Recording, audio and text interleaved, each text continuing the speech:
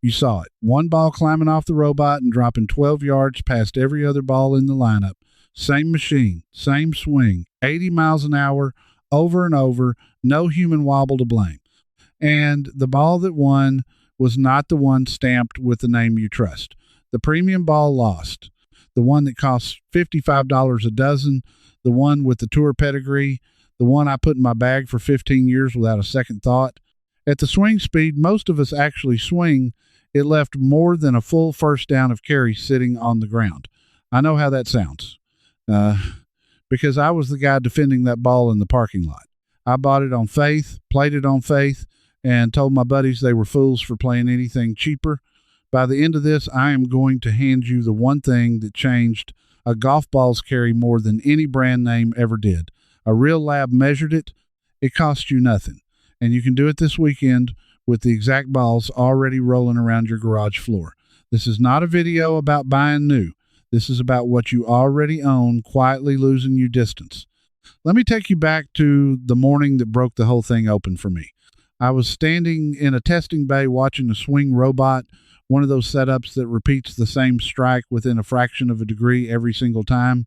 We had 10 different golf balls lined up on a table. 10. Everything from the ball the tour players use to the $25 box you grab at the warehouse club. The robot was set to 80 miles an hour of club head speed with the driver. Not 113 like the long drive guys, not 105 like the young single digit at your club. 80, because 80 is real. 80 is where a huge slice of us over 50 actually live, whether our ego admits it or not. And here is what I expected to see. I expected the expensive balls to separate themselves.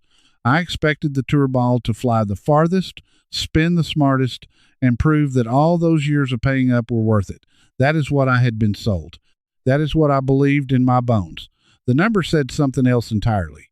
And once I saw those numbers, I could not unsee them, and I have not stopped digging since. But before I show you the winner, I have to confess how I got fooled in the first place, because you might be standing exactly where I was. For most of my golfing life, I thought a golf ball was a golf ball only to the cheapskates, and that serious players knew better. I thought the premium urethane ball was flat out longer off the driver, longer everywhere. That is the story that gets repeated on every broadcast, in every glossy ad, on every rack at the pro shop. The best players in the world play this ball, so this ball must be the longest. That was the logic. I never checked it, because why would I check something everybody already knew? Here is the part nobody explained to me. The tour ball is built for tour speed. Those players are swinging the driver at 110, 115, some north of 120 miles an hour. At that speed, they crush the ball, they compress it fully, and the high-spin urethane cover does exactly what it is designed to do. It grabs the greens and stops on a dime. The distance and the control both show up because they are delivering enough force to make that firmer ball wake up. Now put that same ball in the hands of a 72-year-old man swinging 80. He is not compressing that thing anywhere close to fully. The energy just is not there. He is essentially hitting a rock that never gets the chance to spring back. That is not an opinion. That is physics.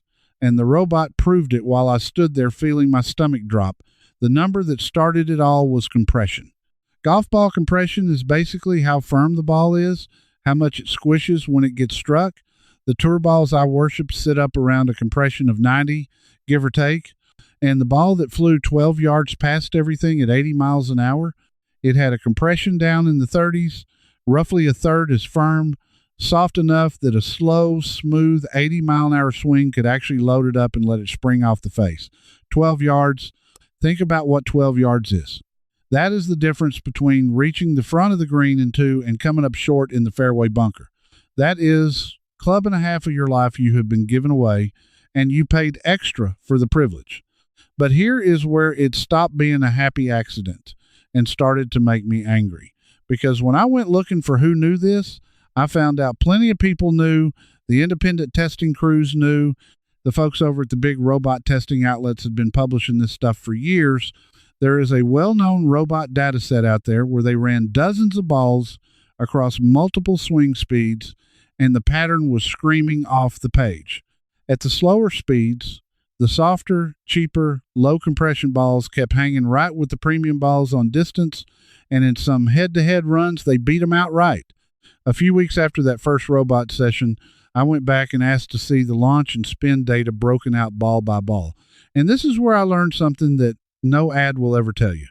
At 80 miles an hour, the premium high spin ball was actually working against me in the long game.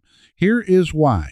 Spin is your friend around the greens and your enemy off the tee when you already do not have much speed. That firm tour ball, hit at slow speed, tends to launch a little lower and can spin up more than a slow swinger wants off the driver, and that extra backspin turns forward momentum into height and drag instead of carry. The ball climbs, balloons a touch, and drops out of the sky short. Meanwhile, the low compression ball launched higher with less spin, held its line, and just kept going. The robot logged it in cold numbers. The winning ball was carrying farther not because of some magic material, but because at 80 miles an hour it launched right and spun low. And the ball I had been loyal to for 15 years did the opposite. I had been paying a premium for a feature high spin that was quietly stealing my distance every time I stood on the tee. Now, I want to be fair, because I am not here to tell you every cheap ball is a gem and every expensive ball is a scam. That is just as lazy as what got me fooled in the first place. The tour ball is a spectacular piece of engineering. If you swing over 100 miles an hour and you flag hunt into firm greens, it is worth every penny. The betrayal is not that the ball is bad. The betrayal is that they sold the same ball to a man who swings 80 and never once mentioned it might be the wrong tool for his hands. And when I started adding up what that cost me over the years, I felt sick. Say you play the premium ball at $55 a dozen and you lose realistically a dozen and a half a season into the woods and the water, like most of us do. That is real money every single year for a decade and a half to play a ball that was leaving me short of the green. I could have played a low compression ball at half the price and driven it past my own tour ball. Longer and cheaper, both at once. That combination is not supposed to exist in the story they tell you, and yet the robot printed it out in black and white. So let me name some names, because vague is useless and you came here for specifics. The low compression, slower swing friendly balls that keep showing up strong in this testing are the soft ones. The Callaway Supersoft, the Wilson Duo Soft, which is one of the lowest compression balls you can buy, the Srixon Soft Feel. The Titleist has its own softer options aimed right at this. And the one that gets me the most fired up, the Warehouse Club ball, the Kirkland Signature, sitting around $25 for a 2-dozen box in the 3-piece version. That is roughly $1 a ball against north of $4 a ball for the Tour flagship, 4 times the price. And at 80 miles an hour in robot hands, the gap in performance did not come close to matching the gap in price. In some runs, it flat out disappeared. That is the first piece of truth, and you can act on it today. If you swing your driver under about 90 miles an hour, and most of us reading the yardage book at our age do go find a low compression ball, something with a compression rating in the 30s, 40s, or low 50s, and put it in play. Your wallet gets lighter in the good way, and your carry gets longer. But do not walk away yet, because the biggest thing I found is not about which ball you buy at all. Now, I can already hear some of you are saying, that is fine, but I have 3 sleeves of the good ball in my bag right now and a whole box in the closet, and I am not throwing money away by tossing them out. I hear you. My frugal side is standing up and applauding you. So this next part is for you, specifically the golfer who is not about to run out and buy anything, who wants more out of the exact balls already sitting in the garage, because there is a way to squeeze real yards out of any ball you already own, and it is the thing that finally made me realize how deep this goes. Let me set it up with a question. Where do you keep your golf balls between rounds? So why had I never heard it on a single broadcast? Think about that quiet stomach drop moment I just described. Standing there, realizing the ball you trusted for 15 years was costing you carry, and nobody in the business had any reason to tell you that is the exact feeling I built, the Iron Clarity complete set to end for good. It is the honest gear intelligence I wish somebody had handed me before I burned all those years and all that money. Iron Decoded walks you through ball flight diagnosis so you can read every miss and fix it at the source, plus the physics of distance, control, and feel the industry will not explain out loud. The Iron Clarity book maps out why off the rack is always a gamble, and Iron Code hands you the full building system so you walk into any shop unfoolable. And here is a check you can run tonight for free right on your own kitchen counter.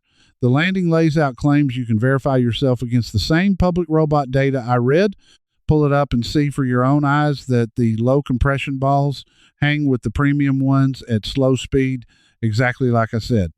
The fastest way to get the books is to scan the QR code right there on your screen or go to the link in the description or the pinned comment. And here is the honest reason to grab it now instead of later. The next round you play with the wrong gear is a cost that is already running, whether you read the truth or not. Now, back to the ball data, because the spin numbers told an even uglier story. If you are like I was, the answer is the trunk of the car or the garage or a shelf in an unheated shed. They live out there in the cold half the year, especially those of us who play right through the fall and into the winter, chasing every dry day we can get. And I never thought about it for 1 second. A ball is a ball. It does not have a battery. What could the temperature possibly matter? It matters enormously. And this is the secret I promised you at the very start. The one that came straight out of the lab work, the one the marketing machine will never put on a billboard because there is no product to sell you at the end of it. A cold golf ball is a dead golf ball. Here is what happens inside that cover. The core of a golf ball is rubber, and rubber behaves differently at different temperatures. When it is cold, the rubber gets stiff and sluggish and loses its bounce. That springy energy return that gives you ball speed, it goes quiet in the cold. When the ball is warm, the core is lively, it rebounds hard off the face, and you get more ball speed for the exact same swing. The testing on this is stunning, and it is exactly the kind of thing you never hear on a broadcast. Controlled studies of golf ball temperature have found that a ball chilled down near freezing can lose you meaningful ball speed and several yards of carry compared to that same ball at room temperature or warmer. We are not talking about a rounding error. Depending on the study and the conditions, you are looking at yards, sometimes a handful, sometimes more off a single tee shot, entirely because of how cold the ball was when it left the face. Same ball, same swing, same everything, except its temperature. Read that again slowly. The identical ball, warm versus cold, can be the difference of several carry yards. That is a bigger honest swing in distance than most of the $200 driver upgrades I have chased over the years. And it is free. So let me tell you exactly what I do now and what I want you to do this weekend with the balls you already own. I keep my golf balls inside the house at room temperature right up until I leave for the course. I never store them in the cold trunk overnight before a cold morning round. When I play in the fall and winter, I carry 2 or 3 balls in my pocket close to my body, and I rotate them. I play one for a couple of holes, then swap it for the warm one from my pocket and let the cool one warm back up against me. Some guys use a hand warmer in the pocket to keep them going. It sounds fussy. It is not. It takes 0 extra time, and it hands you yards that a brand new ball never could.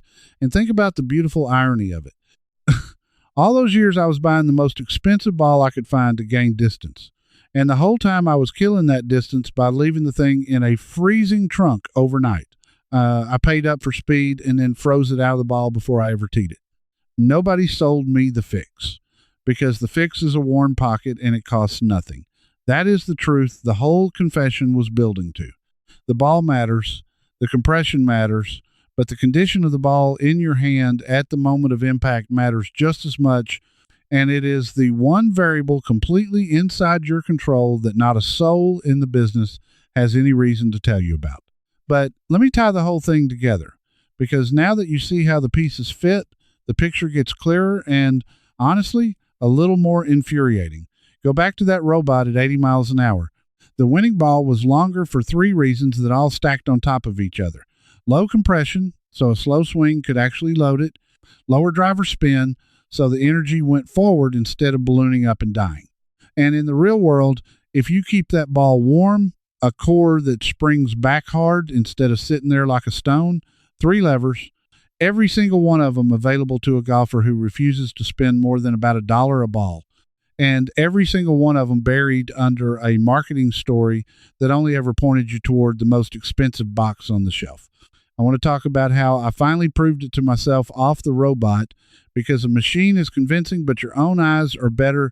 I took a low compression ball and my old faithful tour ball out to a launch monitor on a mild afternoon, both balls at the same temperature, and I hit shot after shot with my own real 80-something swing.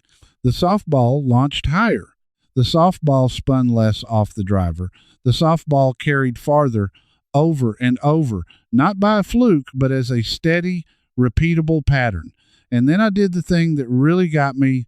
I took one softball straight out of a cooler with some ice and hit it cold right next to a warm one. The cold one came off dead.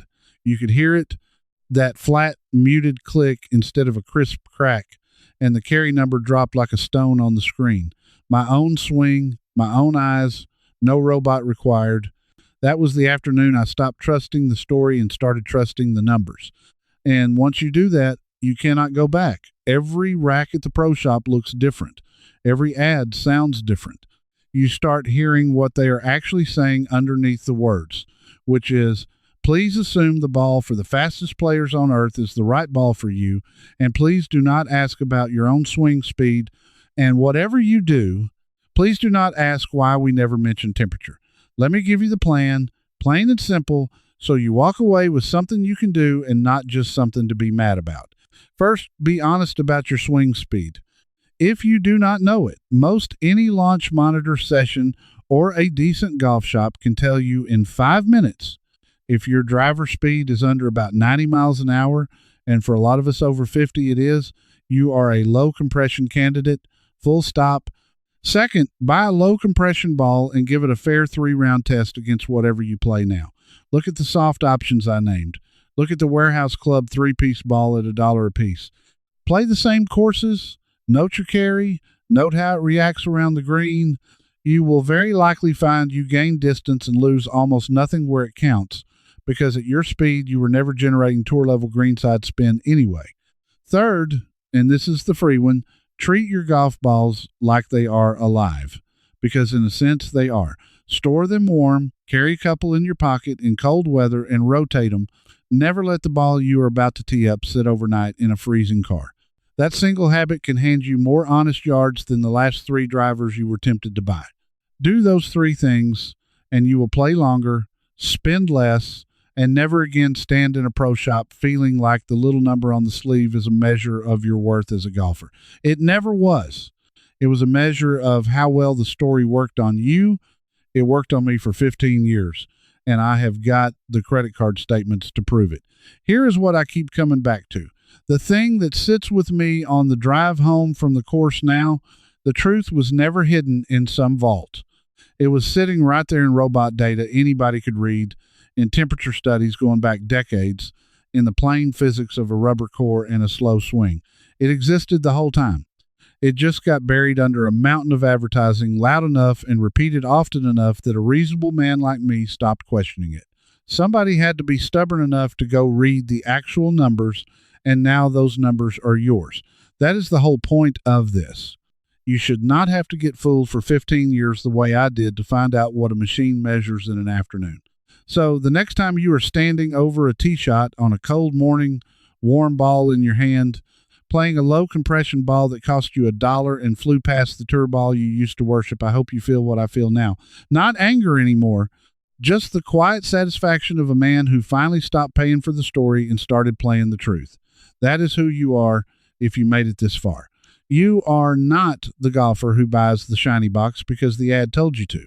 You are the one who wants to know why, who wants the number behind the claim, who would rather gain 12 yards with a habit than lose them with a purchase. So let me ask you straight, and I really do want to know, are you a trunk guy? Be honest. Have you been storing your golf balls in a cold garage or a freezing car all this time, or the tour ball at 80 miles an hour? Is that you? Tell me your driver swing speed and the ball you have been playing, and let me tell you if you've been leaving yards on the table. Drop it in the comments right now. I read them and I answer. If you are done paying for hype and you want the honest testing, the real numbers, and the fixes nobody in the business has any reason to give you, then come stand with the rest of us who see through it. Subscribe so you do not miss what is coming, because next I am putting the so-called distance irons under the same cold, honest light, and what I found about the lofts they have been quietly cranking is going to make you look at your 7-iron and wonder what number is really stamped underneath. And if you want to go deeper, the free guide I put together lays out the whole low compression, keep it warm playbook so you can hand it to everybody who is still freezing his $55 balls in the trunk. Come get it. And I will see you on the next one. You saw the winner. But there are 9 more balls in that robot data, and the numbers that matter most for you never made this video. Inside the Honest Fairway Club, I pick up right where we left off. You can ask me your question, and I answer you myself. You belong here with thousands of senior golfers. Just point your phone camera at the code on screen. Cancel anytime with one click. Now, here's where it gets really interesting. In this next one, I put the top premium balls head-to-head, and honestly, the winner stunned me. It could save you real money on your next dozen. It's starting right here.